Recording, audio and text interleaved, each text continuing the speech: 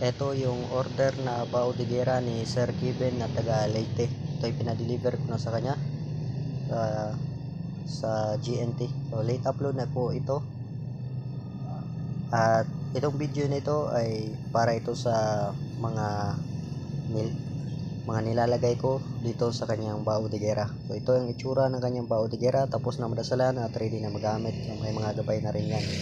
At yung iba naman na nag-order ng bao de guerra, yung mga pambewang at kwintas, ay antay-antayin nyo lang po. At yun ay malapit na matapos.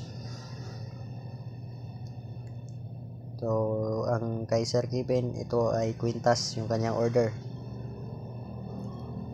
At itong kwintas na ito ay nagagamit sa pangkalatang proteksyon sa lahat ng klaseng malalang aksidente na maaaring kamatay ng tao. So pag sinabing pangkalatang proteksyon ay kasama na dito ang proteksyon sa mga bala ng mga baril, sa mga patalim, sa panahon ng may maminsala, proteksyon sa kulam, barang sumpa, usog, bati, tigalpo, at iba pang mga spiritual na atake, proteksyon is mga bad spirits, aswang, at iba pang di nakikita na nilalang. So ganyan ang kanyang itsura. Susuot lang palagi, dadalhin palagi para mabilis mag-absorb sa katawan ang bisa nito. Hindi ito nagagamit sa mga